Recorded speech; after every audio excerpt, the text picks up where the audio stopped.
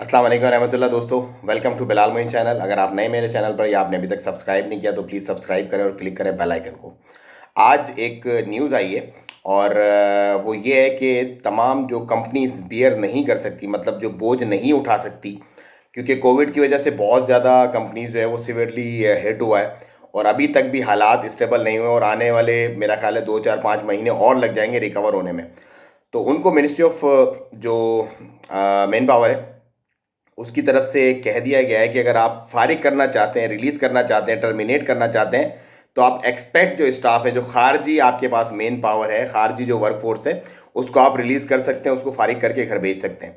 लेकिन आपको पूरे ड्यूज जो है उसके जो भी मतलब हिसाब किताब बनता है, ग्रेजुएटी वगैरह बनती है, वो आपको देनी पड़ेगी।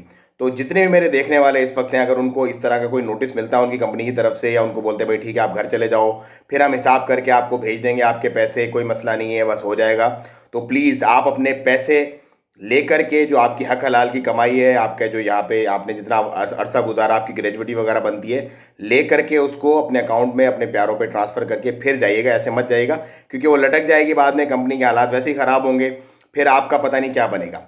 सो ये तो एक न्यूज़ थी। तो नंबर दो, जो central fruit and vegetable market कई महीनों से बंद थी, अब अल्हम्दुलिल्लाह उनको 5 जनवरी से खोलने का इंदिया दे दिया गया है कि 5 जनवरी से वो लोग अपने कारोबार वगैरह स्टार्ट कर सकते हैं।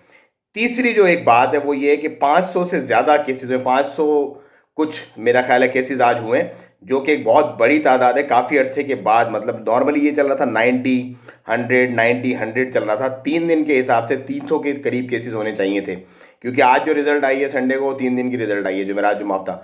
लेकिन 500 प्लस केसेस अलार्मिंग है। सो प्लीज़ थोड़ा ख्याल रखें अपना और अपनों का, बहुत ज़्यादा मतलब इसको फॉर ग्रांटेड ना लें, और अपने इन्वायरमेंट को आगे पीछे जो सैनिटाइज वगैरह लोग यूज़ कर रहे हैं और जो इस तरह से लाजमी वो करते रहिए। उसके बाद हम एक और अपडेट डिस्कस करते हैं, और वो अपडेट है रिलेटेड टू फ्लाइट्स। देखें, ओमान ने जो इंडिया दिया है 103 मुल्कों को विदाउट वीज़ा एंट्री देने का, मतलब वीज़ा फ्री एंट्री देने का, उसकी वजह से पीक पे आ गया बिजनेस एविएशन का ओमान में, एटलीस्ट दोबारा से, या फिर आने वाले दिनों में मजीद आ जाएगा। तो फ्लाइट्स अगर आपने करवानी है तो प्लीज़ अपनी फ़्लाइट आप तकरीबन 1 महीना या 1.5 महीना पहले बुक करवाइएगा। अगर आप एंड टाइम पे फ़्लाइट करवाएंगे तो आपको बहुत ज़्यादा एक्सपेंसिव टिकट पड़ेंगे, मतलब आपके हाथ ना आने वाले टिकट पड़ेंगे। उसके बाद कोविड टेस्ट का खर्चा होगा, फिर आना जाना क्वारंटाइन, मतलब हेडेक है, फुल हेडेक है।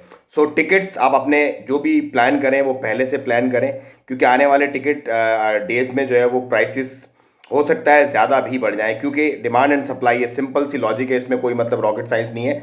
जब डिमांड ज़्यादा बढ़ेगी तो फिर सप्लाई और उसकी वजह से जो है वो अपना बढ़ जाएंगे, रेट्स वगैरह ऑलरेडी बढ़ जाएंगे। तो मुझे तो इजाज़त, दुआ में याद रखिए, अपना और अपनों का बहुत ख्याल रखें। अस्सलाम वालेकुम।